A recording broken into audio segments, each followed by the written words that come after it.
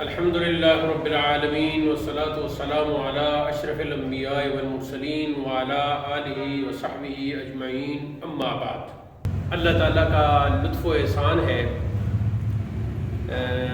ایک بات میں اس درس کے شروع میں، یہ ہمارا درس نمبر 9 ہے، اس کے شروع میں ایک بات کرنا چاہتا ہوں، وہ یہ ہے کہ عربی گرامر اور خاص کر جو ہم علم الصرف پڑھ رہے ہیں، اس سے اکثر لوگ بھاگ جاتے ہیں۔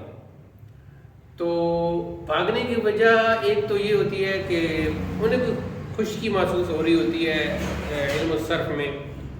دوسرا یہ ہے کہ اس میں چونکہ بار بار اوزان، بار بار کلمات، کبھی اسماء کی بات ہے، پھر افعال، پھر گردانیں جب شروع ہوتی ہیں تو اس کے لیے بار بار گردانیں پڑھنا اور اس کے لیے دماغی کیفیت کا ہونا، اچھا ہونا، وہ بھی بہت ضروری ہے۔ تو غالباً میں نے آپ کو فارسی کے درس میں یا کسی موقع پر یہ شعر ایک مشہور ہے کہ صرفی آرا مغز باشد چوں سگاں، کہ جو علم صرف پڑھ رہے ہوتے ہیں، چھوٹے ہوں گے بڑے، ان کا مغز جو ہے وہ کتوں کی طرح ہوتا ہے کہ جیسے کتے بھونک بھونک کے نہیں تھکتے، ایسے یہ گردانے پڑھ پڑھ کے یہ نہیں تھکتے۔ لیکن اس میں ایک یہ بھی اشارہ ہے کہ کتے کو تو اللہ تعالیٰ نے ایک خاص، چونکہ اس کا کام ہے بھونکنا، تو اس کو خاص وہ بھونکنے کی صلاحیت دی ہوتی ہے اور وہ تھکتا نہیں ہے، تھک بھی جاتا ہے لیکن زیادہ وہ بھونکتا ہے۔ تو یہاں اس طرف اشارہ بھی ہے کہ اگر تم علم صرف پڑھ رہے ہو اور صرفی بننا چاہتے ہو اور آگے یہ سلسلہ رواں رکھنا چاہتے ہو، تو پھر اپنے دماغ کو ذرا تیز رکھنا اور دماغ کی جو کچھ خوراک وغیرہ بھی وہ بھی کھانا، جیسے بادام وغیرہ اور یہ بھنی ہوئی چنے وغیرہ۔ اور آگے جا کے آپ وہ کتاب پڑھیں گے علامہ زرنوجی کی تعلیم المتعلم، اس میں انہوں نے کچھ خوراک وغیرہ پہ بھی بات کی ہے، کچھ اور باتیں بھی کی ہیں۔ یعنی وہ سارا ظاہر ہے وہ طالب علم کے آداب پر مشتمل ہے کہ آپ نے طالب علمی کے دور میں کن آداب کا آپ نے خیال رکھنا ہے۔ تو میں صرفی آرا مغز باشد چوں سگا، ناوی آرا مغز باشد چوں شہاں۔ اور علم ناو میں بہت ہی غور و فکر کرنا پڑتا ہے۔ تو اس یہ بچے شرارت کرتے ہیں نا، تو پھر ویڈیو میں ساری وہ آوازیں آ جاتی ہیں، تو بہرحال کوئی بات نہیں، یہ ان کی آواز بھی ریکارڈ ہو گئی، ہماری ویڈیو جاری رہے گی کیونکہ پھر بعد میں مشکلات ہوتی ہیں۔ اچھا، تو جو ناوی لوگ ہیں ان کو شاہاں یعنی بادشاہوں جیسا ان کا دماغ ہونا چاہیے، غور و فکر کرنا، اور اس میں بہت ضرورت ہوتی ہے۔ تو شروع میں مجھے کچھ اس طرح کا وہ میرا ذہن بنا ہوا تھا، تو میں نے کہا چلیں یہ شروع میں کرتے ہیں۔ آج کا جو ہمارا درس ہے جی، اور یہ ہمارا درس نمبر 9 ہے، اس کا عنوان ہے اوزان مصدر۔ تو کل ہم نے پڑھا تھا اسم کی 3 بنیادی قسمیں پڑھی تھیں، اس میں جامد، اس میں مصدر اور اس میں مشتق۔ تعریف بھی سب کی پڑھی تھیں، ڈیفینیشنز اور ان کے ہم نے مثالیں بھی پڑھی تھیں۔ یقیناً آپ نے وہ پی ڈی ایف آپ کو جو پہلے بھیجی گئی تھی اس میں وہ چیزیں موجود ہیں۔ آج ہم اوزان مصدر پڑھیں گے، تو یہاں پہلے ایک تمہیدی بات آپ کے ذہن میں رہنی چاہیے، اور وہ یہ ہے کہ اوزان 2 قسم کے ہوتے ہیں۔ اوزان کی قسمیں، پہلا جی قیاسی اور دوسرا ہے سماعی۔ قیاسی کا مطلب یہ ہے کہ کوئی خاص اوزان ہو اور پھر قیاس کر کے ان پر مزید اوزان بھی بنائے جا سکیں اور مصدر کو سمجھا جا سکے، اس میں مصدر کو۔ سماعی کا مطلب یہ ہے کہ اہل زبان سے سن کر جو اوزان جمع کیے جائیں اور ان کے مطابق چلا جائے۔ ٹھیک ہے جی۔ اب یہ جو مصدر ہے نا، مصدر جس کے ہم بہت سے اوزان پڑھیں گے، کیا یہ اوزان قیاسی ہیں یا سماعی ہیں؟ تو اس کا جواب یہ ہے کہ یہ اوزان قیاسی نہیں، یعنی ان اوزان کو سامنے رکھتے ہم کوئی نئے اوزان نہیں بنا سکتے یا کوئی طریقہ نہیں، بلکہ یہ سارے کے سارے سماعی ہیں، اہل زبان سے سننے پر موقوف ہے، سما پر موقوف ہے. تو یہ جتنے بھی اوزان ہیں یہ سمائی ہیں. جب ایک دفعہ ہم ان کو سمجھ لیں گے، یاد کر لیں گے، تو پھر انشاءاللہ یہ ذہن نشین ہو جائیں گے اور ہمیں پتہ چل جائے گا کہ یہ اس میں مصدر ہے، یعنی کہ مصدر ہے. ایک تو بات آپ پہلے پڑھ چکے ہیں میزان صرف کے حوالے سے، اور وہ ہے جی فا، عین اور لام. یہ ہمارا میزان ہے. اور ثلاثی، رباعی، خماسی میں ہم پڑھ چکے ہیں کہ مخصوص حرفوں کا اضافہ ہوتا ہے. ایسی آگے جب ہم افعال کی بحث پڑھیں گے، باب جتنے بھی مزید کے ابواب ہیں وہ پڑھیں گے. ثلاثی مزید فی ہے، رباعی مزید فی ہے، یا خود رباعی ہے، تو ان کے اوزان ہیں، اس میں کچھ حروف کا اضافہ ہوتا ہے. تو اس کی تفصیل کچھ پہلے ہم اجمالی طور پر بتا بھی چکے ہیں، اور آگے پھر تفصیل آئے گی. اجمالی طور پر بتا چکے ہیں اور تفصیلی طور پر آگے ہم انشاءاللہ پڑھیں گے. تو بنیادی طور پر فا، عین، لام ہے. اب میں نے یہ جو مختلف مصادر کے اوزان اکٹھے کیے ہیں اپنی اس کتاب علم التصریف میں، اس میں نے کچھ ٹیکنیکس رکھی ہیں. تو سب سے پہلا جو ٹیکنیک آپ اسے سمجھ لیں، جو قاعدہ ہے وہ ہے جی فا، عین، لام کو سامنے رکھا ہے. ٹھیک ہے جی، فا، عین اور لام. کیا مطلب یہ ہے کہ بہت سے مصدر کے اوزان ایسے ہیں جو فا، عین، لام کی مختلف حرکات سے بنیں گے. ٹھیک ہے جی. تو اب جب ہم کہتے ہیں کہ پہلا سیٹ جو ہے فا، عین، لام کی مختلف حرکات سے بنے گا، تو اس کا مطلب یہ ہوگا کہ کبھی فا کی حرکتیں تبدیل ہوں گی، کبھی عین کی حرکتیں تبدیل ہوں گی، کبھی لام کی حرکتیں تبدیل ہوں گی. لیکن جو وہ اوزان ہوں گے وہ سے حرفی ہی رہیں گے. تو ان میں پہلا ہے جی فعل.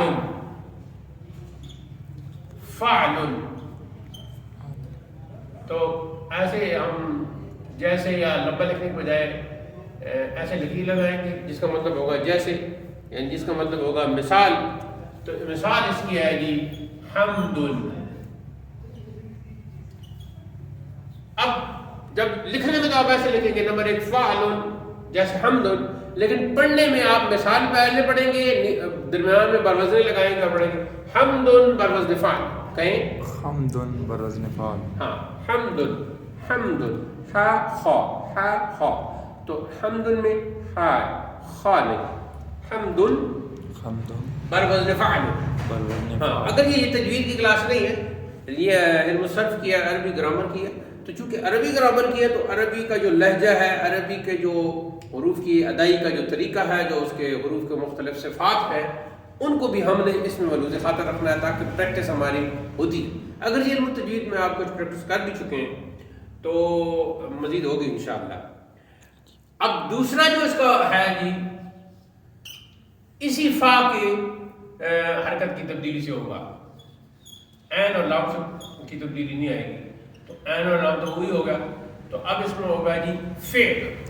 پہلے تھا فعل، اب ہے فعل. جیسے شعر،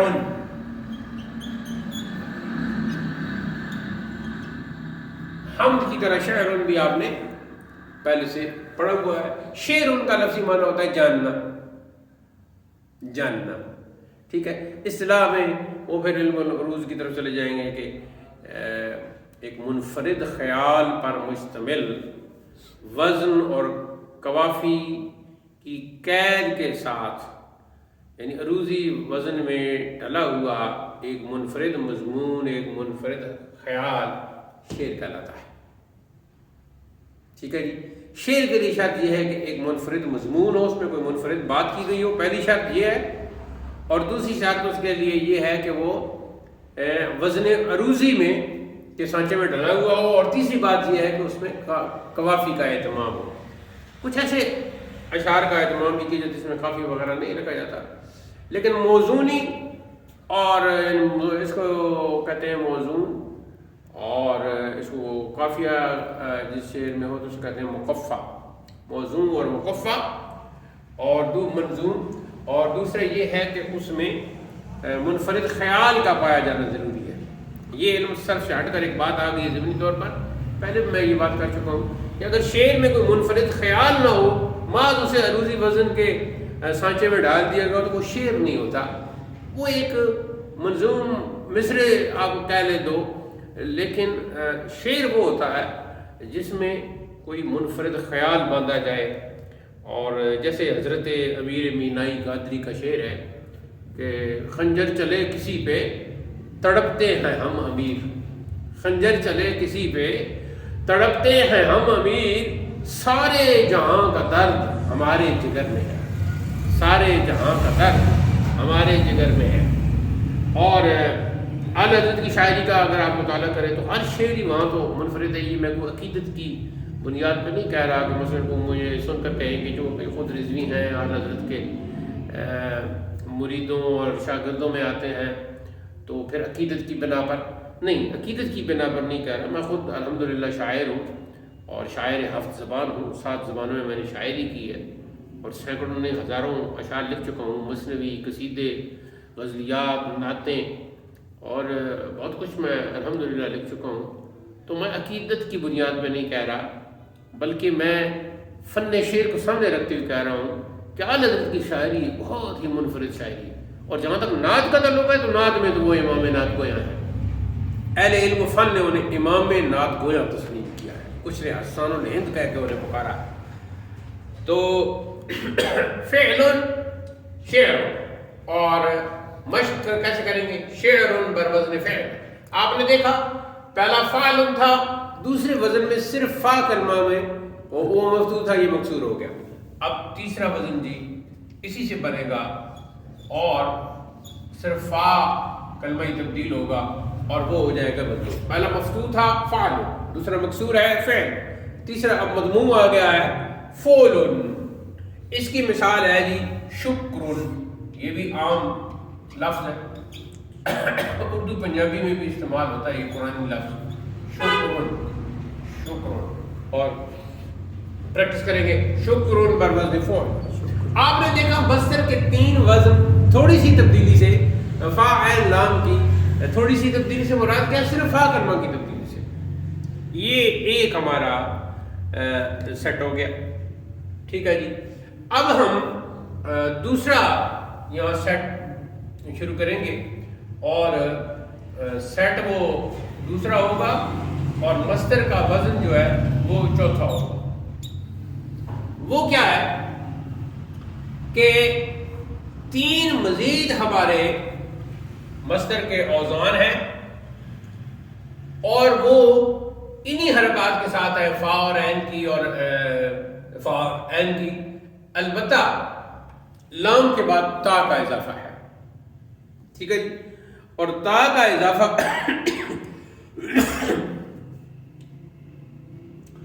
تو اس میں لام متحرک ہو جائے گا. اور مثال کے طور پر پہلا ہے جی فعلتن. فعلتن آپ نے دیکھا فا عین اور لام میں تا کا اضافہ ہوا ہے، اسے کہتے ہیں التاء المدورہ. التاء المدورہ اور اس کا دوسرا نام ہے التاء المربوطہ. التاء المربوطہ اسے کہتے ہیں التاء المربوطہ. اور جو لمبی تا لکھی اسے کہتے ہیں التاء الطویلہ. مزید ان کا فرق جو ہے آ جائے گا. فعلتن، اب اس میں فا کی جو حرکت ہے وہ تبدیل ہوگی اور جیسا کہ میں نے کہا کہ آخر میں تا کا اضافہ ہوا اور ساتھ ہی فا کی حرکت، تو 5واں آٹومیٹیکلی وزن کیا بن جائے گا؟ فعلتن. اور چھٹا کیا بن جائے گا؟ فعلتن. تھوڑا سا اونچے بولے فعلتن تاکہ یہ ویڈیو میں ریکارڈ بھی ہو جائے نا. فعلتن.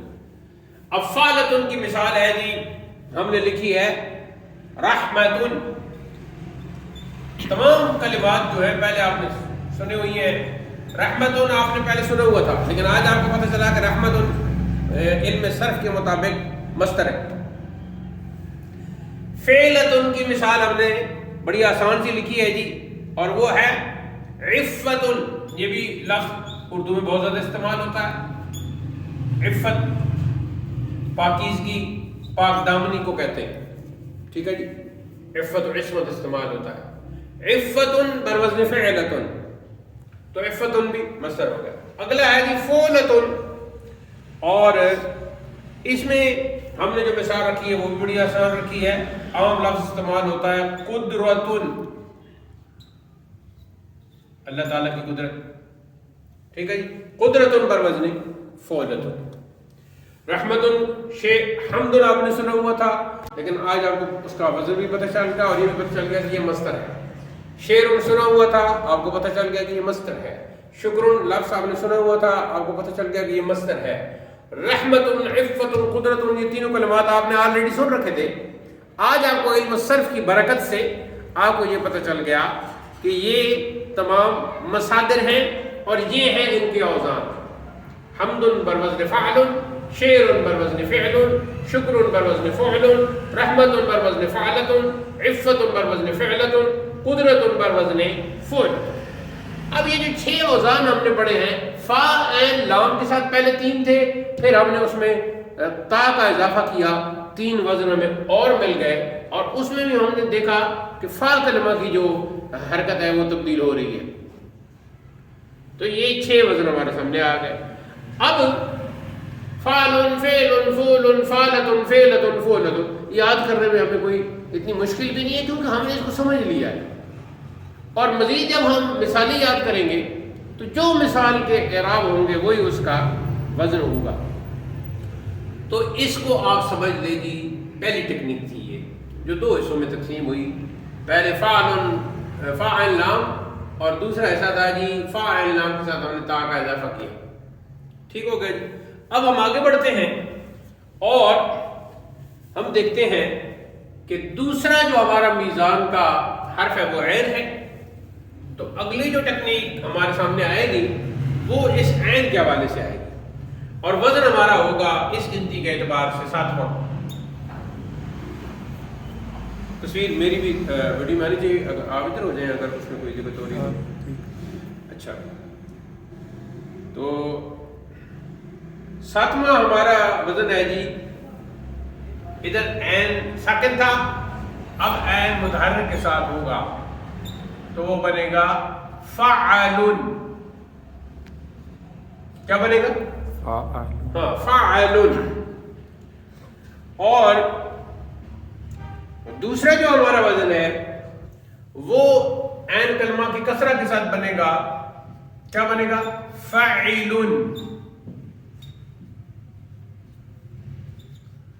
اور اگلا جو ہمارا وزن ہے وہ ہے جی فعل. یعنی عین کلمہ میں تو اسی طرح وہ تبدیلی آئی، لیکن یہاں فا کلمہ میں بھی تبدیلی آ گئی، فعل. تو فا کلمہ کی تبدیلی ہمارے لیے نئی نہیں ہے، اس لیے کہ وہ تو ہم پہلے کر چکے. عین کلمہ کی تبدیلی ہمارے لیے نہیں تھی کہ پہلا 7ویں وزن میں فعل عین مفتوح، فعل عین مکسور، اور فعل عین جو ہے وہ مفتوح ہے. پھر اور اسی کیٹیگری میں ایک اور آ جائے گا، اور وہ آئے گا فعل.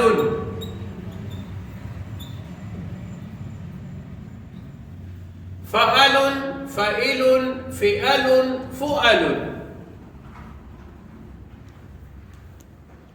اسی کیٹیگری میں ہمارا ایک اور آ جائے گا، اور اب 2 پیشی بچی تھی تو وہ آیا فعل. اب کوئی نہیں باقی بچا سٹائل.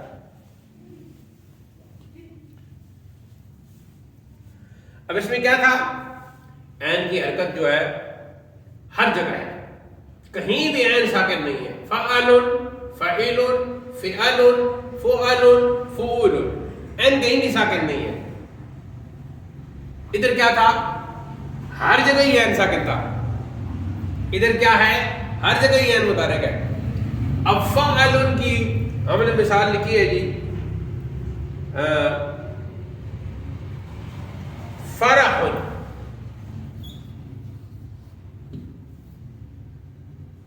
فرح. اب دیکھو یہ مصدر ہے فرح. یہ اسی طرح کا کلمہ آگے آپ پڑھیں گے فارق، تو وہ اور ہوگا. یہ فرح ہے، یہ ہے جی شادمانی کرنا، خوشی کرنا.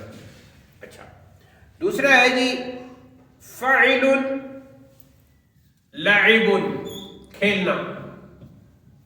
لاعب ترجمہ کرنے میں، مصدر کا ترجمہ کرنے میں نون الف نا اور دن تن کا آنا ضروری ہے، یہ بھی ذہن میں رکھنا ہے. آگے فعل کبر. کبر اسی طرح پڑھنا، فرح بر وزن فاعل، لعب بر وزن فاعل، کبر بر وزن فعل. کبر ان کا مطلب ہوتا ہے بڑی عمر کا ہونا. اور اس کے بعد جی اس کے بعد کیا ہوگا جی؟ 10ویں نمبر پر ہے فعل، اس کا ہے سورایون. سورایون، سورایون.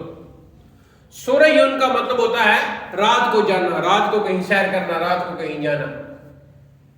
جیسے کہ ابھی وہ رات کو کہیں جا رہے ہو، کی سورایون رات کو جانا، رات کو سیر کرنا، رات کو کہیں جانا. رات کو جانا یعنی کہیں جانا. آخری سیٹ میں ہے جی فعول روحون. جیسے ہم اردو میں تو رحم، پنجابی میں روحون. روحون کا مطلب ہوتا ہے نرمی کرنا، یعنی رحم کرنا، نرمی کرنا. لفظی معنی کیا ہے؟ نرمی کرنا. تو آپ نے دیکھا ہر جگہ عین متحرک ہے. فرح بر وزن فاعل، لعب بر وزن فاعل، کبر بر وزن فعل، سوریون بر وزن فعل، روحون بر وزن فعل. ٹیکنیک کیا تھی؟ یہاں پہلے فا عین لام اور فا کی حرکت میں تبدیلی اور عین بالکل ساکن. پھر فا عین لام کے ساتھ ہم نے تا کا اضافہ کیا. ادھر پھر ہم نے تا کا اضافہ نہیں کیا، لیکن عین کی حرکت کی طرف ہم چلے گئے، اس میں ہم نے وہ کی. اب ہم اگلی ٹیکنیک یہ کریں گے اور انشاءاللہ وہ ہم کل پڑھیں گے. اس میں یہ ہوگا کہ عین کو متحرک رکھ کے اس کی حرکت کو اور تا کا اضافہ کریں گے. تو اس طرح کے مسئلہ ہم لائیں گے. تو امید ہے آپ کو اوزان مصادر کی جو ٹیکنیک ہے وہ سمجھ میں آ رہی ہوگی. اور یہ سب سمائی ہیں، ان کو ایک ہی دفعہ آپ نے یاد کر لینا ہے. پی ڈی ایف پہ جب آپ لکھیں گے نا اپنی کاپی پر تو زبان سے بولتے بھی جائیں گے. یہ ایک طریقہ ہے کہ جب آدمی کچھ لکھ رہا ہو اور زبان سے بول رہا ہو، اور خاص کر جو درس ہوتا ہے، سبق ہوتا ہے، تو وہ بھی انسان کو اچھی طرح یاد ہو جاتا ہے. تو اسی پر آج کا درس تکمیل اشنا ہوتا ہے. وصلی اللہ تعالی علی حبیبی سیدنا و شفیعنا و مأوانا و ملجانا و قدوتنا و مولانا محمد و علی آلہ و صحبہ اجمعین. والسلام علیکم ورحمۃ اللہ.